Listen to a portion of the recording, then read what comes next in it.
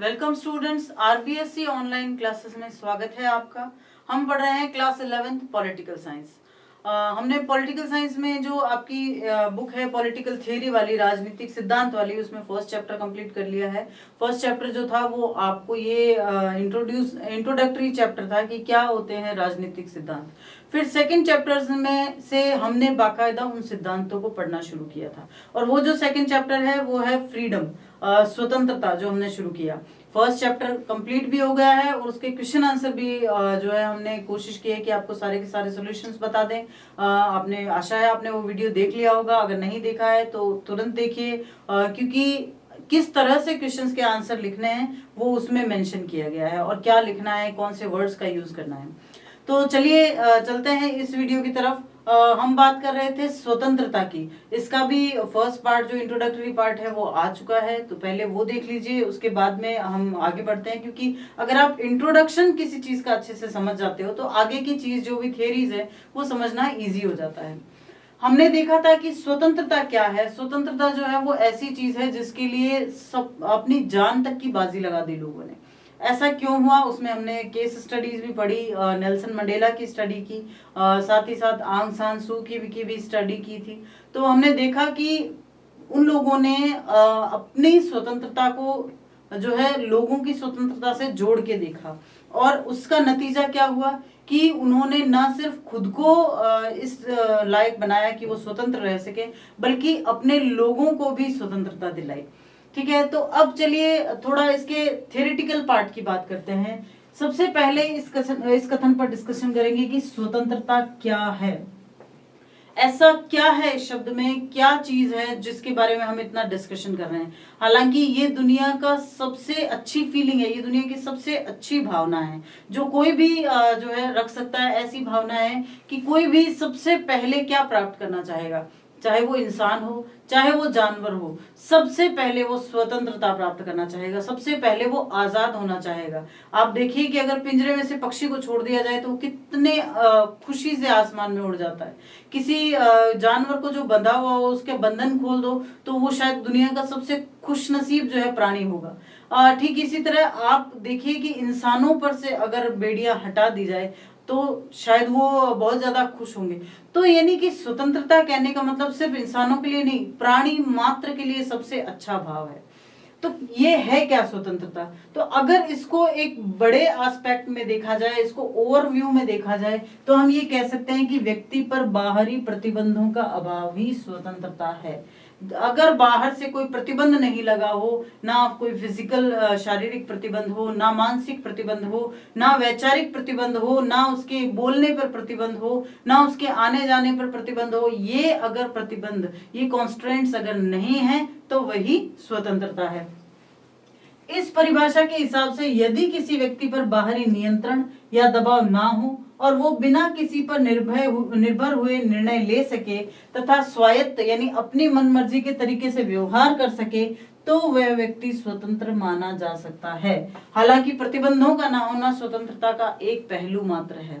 कई बार क्या होता है कि कई लोग कुछ बोल देते हैं, आजकल जैसे सोशल मीडिया का जमाना है, ऐसे में सोशल मीडिया पर किसी ने अपने मन की कोई बात रख दी, लेकिन क्या हर तरह की बात को ऐसे ही किसी के सामने रख देना सही है?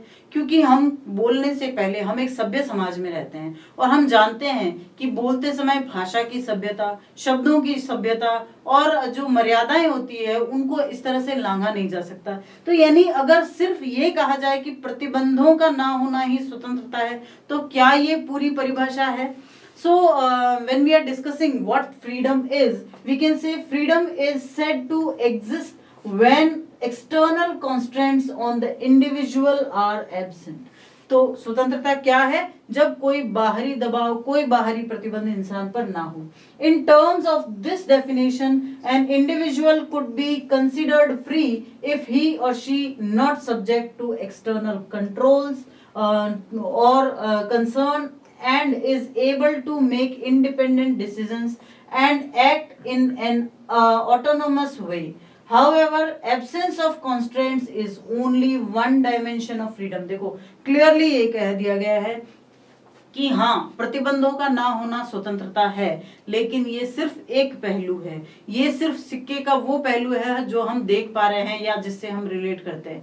इस सिक्के का एक पहलू और भी है। वो क्या है? वो ये है कि स्वतंत्रता का अर्थ व्यक्ति की आत्म अभिव्यक्ति की योग्यता का विस्तार करना है और उसके अंदर की संभावनाओं का विस्तार करना है। अब देखिए, एक छोटा सा एग्जांपल देती हूँ मैं आपको। एक बच्चा पैदा हुआ है, ठीक है। अब उस बच्चे को माँ ध्यान रखती है, उस बच्चे के पिता उसका ध्यान रखते हैं, पूरा परिवार उसका ध्यान रखता है। उस बच्चे को कहा जाता है यहाँ मत जाओ बेटा, ये मत करो, इस चीज को हाथ मत लगाओ। तो ये प्रतिबंध लगाए जाते हैं। क्यों लगाए जाते हैं? उसकी सुरक्षा के लिए, ठीक है ना। उसको ये कहा जाता है कि आप इतने बजे उठो, आप इतने बजे स्कूल जाओ। आप बच्चे हो, आपको भी कई बार ऐसा लगता है कि अरे ये मुझे क्यों कहा जा रहा है, ये पढ़ो, ये करो, ये टाइम जो है डिसाइड करो। क्या ये प्रतिबंध नहीं है? फील होता है कभी कभी। लेकिन एक बार के लिए इमेजिन कीजिए कि अगर ये प्रतिबंध ना हो, अगर उस बच्चे को पैदा होते ही छोड़ दिया जाए फ्री की जाओ, तो क्या वो जीवित भी रह पाएगा? क्या वो अपने आप को बड़ा कर पाएगा खुद से? क्या वो अपने आप को उस तरह से विकसित कर पाएगा जैसा किसी एक सभ्य समाज में इंसान को होना चाहिए? नहीं, ठीक है ना। तो यानी कि प्रतिबंधों का सिर्फ अभाव नहीं होना चाहिए, बल्कि जो व्यवस्था है वो इस तरह से होनी चाहिए कि व्यक्ति की आत्म अभिव्यक्ति की योग्यता का विस्तार हो, उसके अंदर की संभावनाओं को विकसित किया जाए। और इस अर्थ में स्वतंत्रता क्या है? वो स्थिति है जिसमें लोग अपनी रचनात्मकता और क्षमताओं का विकास कर सकें। यानी कहने का मतलब ये है कि सिर्फ ये कहना कि बंधन नहीं है वो स्वतंत्रता नहीं है। स्वतंत्रता ये वो होती है जहां आप अपने अंतरतम का पूर्ण रूप से विकास कर सकें। Freedom is also about expanding the ability of people to freely express themselves and develop their potential. This is the wider aspect we can talk about, that a person has to expand their potentials. जब हम अपने potentials की limit तक जा सकते हैं तो वही सही मायनों में हमारे लिए स्वतंत्रता होती है। Freedom is the sense in the condition in which people can develop their creativity and capabilities. तो यानी कि स्वतंत्रता का वास्तविक अर्थ जो है सिर्फ प्रतिबंधों का ना होना नहीं है। स्वतंत्रता का वास्तविक अर्थ क्या है? जहां प्रतिबंधों में रहते हुए भी इंसान अपने आप को अंतरतम से विकसित कर सके। क्या बोलना है उसको, ये बोलना, उसे बोलने की सिर्फ छूट ना दी जाए, उसे पहले ये समझाया जाए कि कैसे बोलना है, कितना बोलना है, कहां तक बोलना है, क्या उसके लिए बोलना सही है, एक सभ्य समाज में रहने के लिए कैसा इंसान बनना जरूरी है। तो वो है स्वतंत्रता का वास्तविक अर्थ। आप इसका स्क्रीनशॉट ले लीजिए, फिर हम आगे बढ़ते हैं।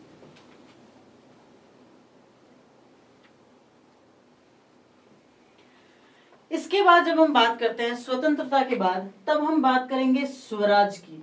देखो बच्चों, जब स्वराज शब्द आता है आपके सामने, तब एक छवि जो है वो आपके सामने बन जाती है कि हाँ, जब हमारी आजादी की लड़ाई हुई थी तब स्वराज शब्द का इस्तेमाल किया गया था। जैसे बाल गंगाधर तिलक ने नारा दिया था कि स्वराज्य मेरा जन्मसिद्ध अधिकार है और मैं इसे लेकर रहूंगा। या महात्मा गांधी ने कहा था कि स्वराज को प्राप्त करना ही हमारी अंतिम जो है वो लक्ष्य हो सकता है।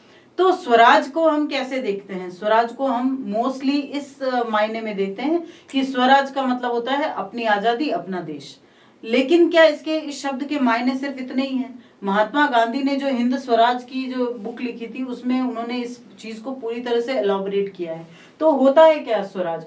स्वराज का अर्थ जो है वह स्व का शासन। देखो, ये शब्द जो है दो शब्दों से बना है। एक है स्व यानी स्वयं, अपना, और राज इसका मतलब किसी पर शासन करना।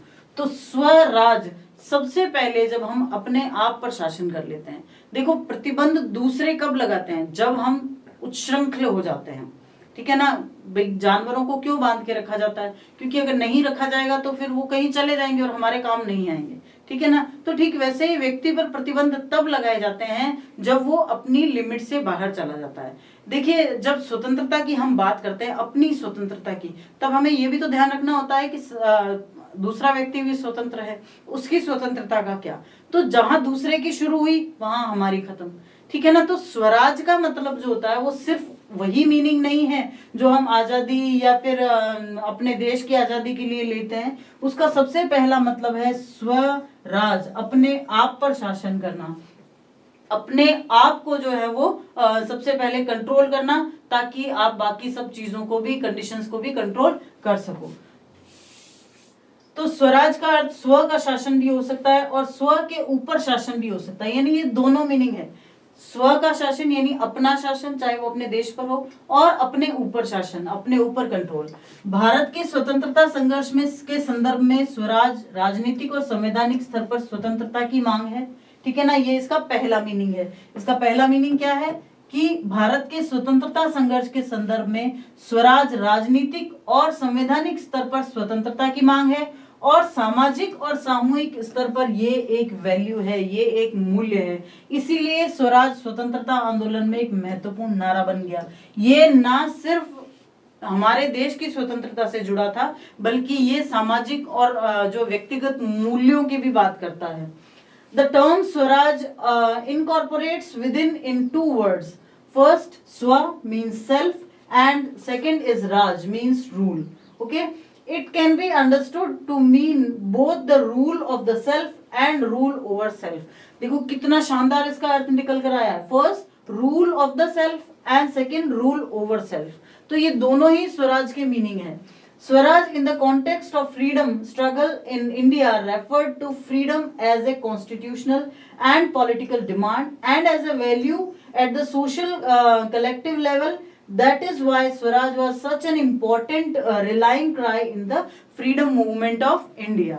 ठीक है। फिर अब जब हम महात्मा गांधी की बुक की बात करते हैं जो उन्होंने लिखी थी हिंद स्वराज के नाम से, उसमें क्या लिखा गया है? उसमें लिखा गया है कि जब हम स्वयं पर शासन करना सीखते हैं तभी स्वराज है। जब हम ये देख लें कि शासन कैसे करना है हमें आ जाएगा, क्योंकि दूर से शायद हमें अच्छा लगे कि कोई जो राज करता है वो कितना पावरफुल होता है ये वो, लेकिन किसी को शासन करने के लिए बहुत ज्यादा पेशेंस की जरूरत पड़ती है, बहुत ज्यादा धैर्यवान होना पड़ता है। तो जब हम वो धैर्यवान होना सीख जाते हैं, जब उस पेशेंस को हम कंट्रोल कर लेते हैं, तब हम स्वराज करने लायक हो जाते हैं। स्वराज केवल स्वतंत्रता नहीं होती, बल्कि ऐसी संस्थाओं से मुक्ति भी है जो मनुष्य को उसी मनुष्यता से वंचित करती है।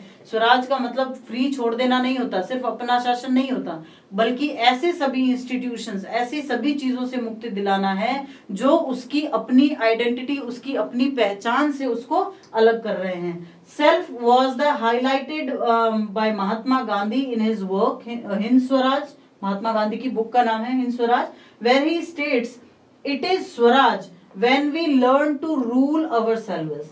Swaraj is not just freedom but liberation in redeeming one's self-respect, self-responsibility and capacities for self-realization from institutions of dehumanization.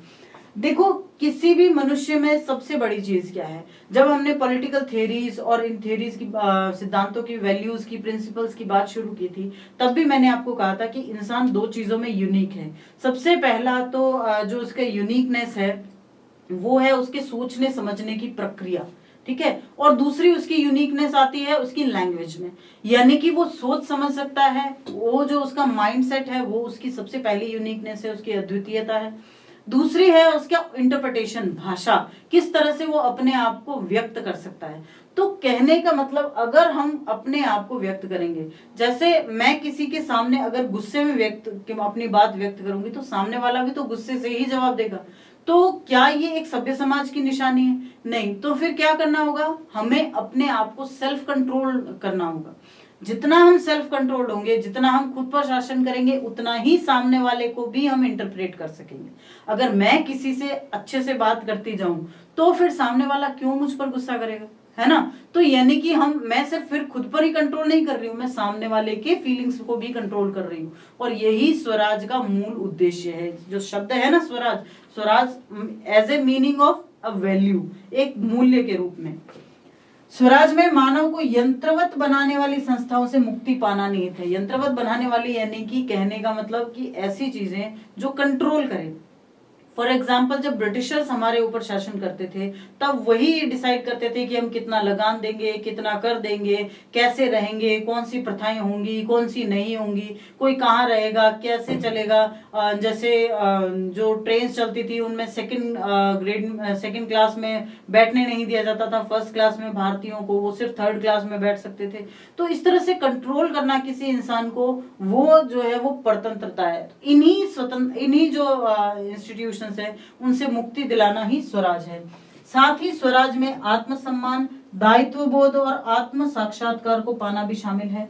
Swaraj पाने की परियोजना में सच्चे स्व और उसके समाज समुदाय के रिश्तों को समझना महत्वपूर्ण है। हमें ये समझना होगा कि समाज समुदाय यानी कि हमसे समाज बना है और समाज से हम बने हैं। इसलिए हमें सिर्फ उच्छृंखल नहीं होना है। देखो, आजाद होना और उच्छृंखल होने में बहुत फर्क है। बहुत फर्क है कि आप फ्री हो जाओ, और उसमें भी बहुत फर्क है कि आप जो आपकी फ्रीशिप है, आपकी जो फ्रीडम है, आप उसका गलत इस्तेमाल करो। इन दोनों चीजों में बहुत फर्क है। Gandhi ji believed that development that follows would liberate both individual and collective potentials guided by the principle of justice। तो यानी स्वराज के साथ ये जो न्याय का सिद्धांत गांधी जी ने जोड़ा था, ये भी बहुत इंपॉर्टेंट है। तो आप स्वराज का ये जो क्वेश्चन है ये बहुत इंपॉर्टेंट है, क्योंकि केस स्टडी के रूप में आ सकता है कि गांधी जी के स्वराज को आप फ्रीडम से किस तरह से जोड़ के देखते हैं। तो आप इसका स्क्रीनशॉट ले लीजिए, फिर हम आगे बढ़ते हैं। अब जब हम बात कर रहे थे स्वतंत्रता की, लेकिन जब हमने स्वतंत्रता के मीनिंग या उसके अर्थ की बात की थी, तब एक चीज निकल कर आई थी कि क्या सिर्फ प्रतिबंधों का अभाव स्वतंत्रता है? क्या खुला छोड़ देना ही स्वतंत्रता है?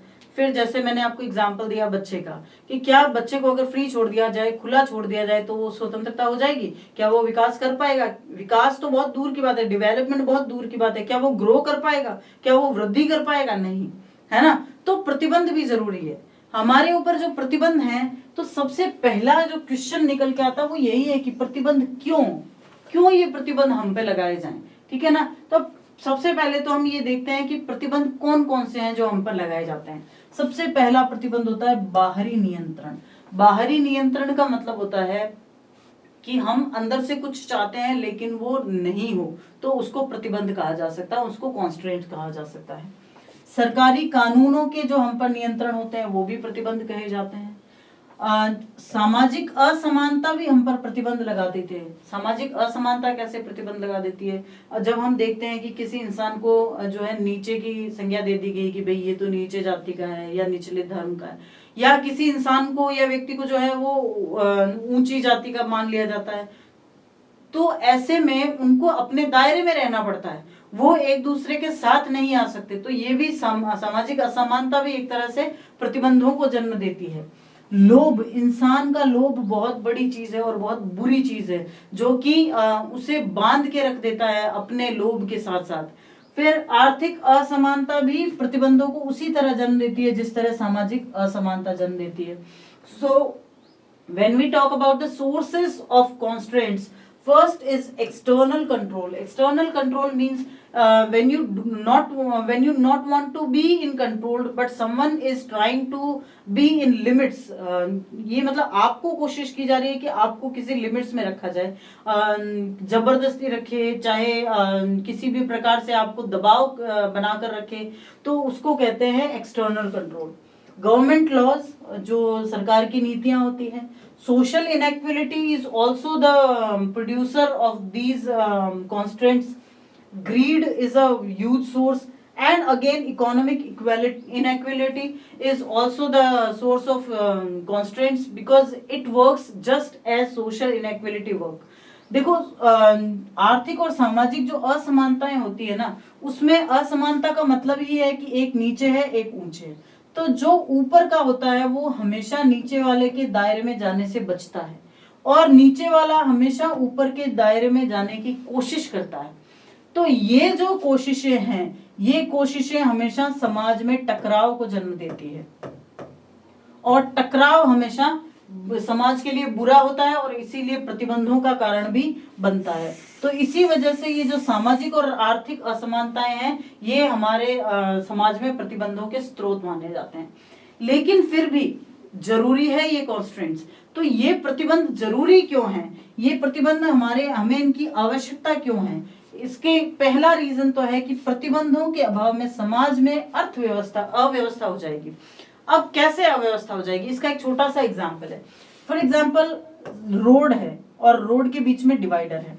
अब आप सबको पता है कि आपको लेफ्ट साइड से ही जाना है और लेफ्ट साइड से ही आना है, यानी कि जो जाने आने का रास्ता है वो लेफ्ट साइड है। आप सबको शुरू से ये सिखाया जाता है कि ड्राइव करते समय ध्यान रखो कि सड़क के बाईं तरफ चलना है, या आप पैदल भी चल रहे हो तो ध्यान रखो कि बाईं तरफ चलना है। लेकिन क्या हो अगर ये प्रतिबंध लोग नहीं माने तो, लोग इन प्रतिबंधों का पालन नहीं करें तो क्या होगा? एक्सीडेंट्स होंगे। तो यानी कि ये अव्यवस्था जो उत्पन्न हो जाएगी वो तब भी होगी जब हम इन अच्छे प्रतिबंधों को नहीं मानेंगे। तो सीमित साधनों के लिए प्रतिस्पर्धा से समाज में टकराव उत्पन्न हो जाएगा। हम सब जानते हैं कि जो साधन है, संसाधन है, वो सीमित है और जो उनको प्राप्त करने के लिए जो इच्छुक व्यक्ति हैं वो सीमित नहीं है, वो बढ़ते ही जा रहे हैं। ऐसे में क्या होगा? उनमें टकराव होगा। टकराव से समाज में जो है अव्यवस्था होगी। अब अगर ये प्रतिबंध लगा दिए जाए, देखो जैसे एक छोटा सा एग्जांपल है कि हमें किसी चीज को खरीदने के लिए 5 रुपए देने हैं, तो यानी उस चीज को कौन खरीद पाएगा? जिसके पास 5 रुपए हैं वो खरीद लेगा, नहीं है तो वो नहीं खरीदेगा। तो यानी ये एक सीमित साधनों के लिए हमने एक कॉन्स्टेंट लगा दिया है कि बस आप अगर 5 रुपए हैं तो ये चीज खरीद लो, नहीं है तो मत खरीदो। यानी उन साधनों की प्राप्ति के लिए जरूरी है कि आपको उन साधनों को प्राप्त करने का वो रास्ता आपके पास हो, ठीक है ना। अगर वो नहीं होगा तो समाज में प्रतिस्पर्धा पैदा हो जाएगी। अगर ये कोई चीज कह दिया जाए कि अब फ्री है, चलो कोई इसका पैसा नहीं लगेगा, ये चीज आपको बिल्कुल फ्री मिल जाएगी, तो क्या होगा? लोग लूटने आ जाएंगे। लोग ये कहेंगे कि मैं भी ले जाऊं, मैं भी ले जाऊं, मैं भी ले जाऊं। तो ये कॉन्स्टेंट्स जो है, ये प्रतिबंध जो है वो इसीलिए लगाए गए हैं। फिर ये टकराव क्या करेगा? ये टकराव जन और धन की हानि करेगा। जितना ज्यादा समाज में टकराव होता है उतना ही जन धन की हानि होती है और अंततः सभी की स्वतंत्रता खतरे में पड़ जाएगी। तो जब टकराव होता है, जब जन धन की हानि होती है, जब जान ही नहीं बचेगी तो स्वतंत्रता कैसे रहेगी? तो ये जो टकराव है ये जन धन की हानि पैदा करेगा और यही हानि से क्या होगा? अंततः सबकी स्वतंत्रता खतरे में पड़ेगी। जब कहीं लड़ाई झगड़ा होता है तो सिर्फ जो दो जने लड़ रहे हैं ना, वो तो अपने आप को नुकसान में डालते ही हैं, ठीक है ना, आसपास के लोगों को भी नुकसान में डाल देते हैं। तो इसीलिए ये टकराव को टालने के लिए प्रतिबंधों के होना आवश्यक है। Why do we need constraints? In the absence of constraints, there will be chaos in the society. If we want to get away of these chaos, we have to follow the constraints. Competition for limited resources will lead to conflict in society. This conflict will cause loss of life and money, and eventually everyone's freedom will be at risk. और इसीलिए जरूरी है कि कुछ प्रतिबंध बनाए रखे जाएं, कुछ नियम हम पर लागू रखे जाएं, ताकि हम जो है वो एक अच्छी लाइफ, एक सभ्य समाज में एक सभ्य जीवन जी सके। तो आज के वीडियो में बस इतना ही। आपको वीडियो कैसा लगा हमें कमेंट बॉक्स में जरूर बताइएगा। लाइक कीजिए इस वीडियो को, शेयर कीजिए और पढ़ते रहिए साथ साथ। देखो बच्चों, आपके लिए ये पॉलिटिकल साइंस बिल्कुल नया स्ट्रीम है, बिल्कुल नया सब्जेक्ट है। ह्यूमैनिटीज में जब आप कदम रखते हो ना, तो ये कुछ नए एस्पेक्ट आपके सामने निकल के आते हैं। इनको जब तक समझोगे नहीं अच्छे से तब तक याद भी नहीं कर पाओगे, और जब याद नहीं होंगे तो फिर एग्जाम में क्या लिखोगे। इसलिए जरूरी है कि साथ साथ आप इन चीजों को समझते चलिए। कुछ चीज समझ में नहीं आए तो कमेंट बॉक्स में लिखिएगा, हम कोशिश करेंगे कि आपकी समस्याओं को सॉल्व करें। वीडियो देखने के लिए बहुत बहुत धन्यवाद। बने रहिए हमारे साथ। Thank you.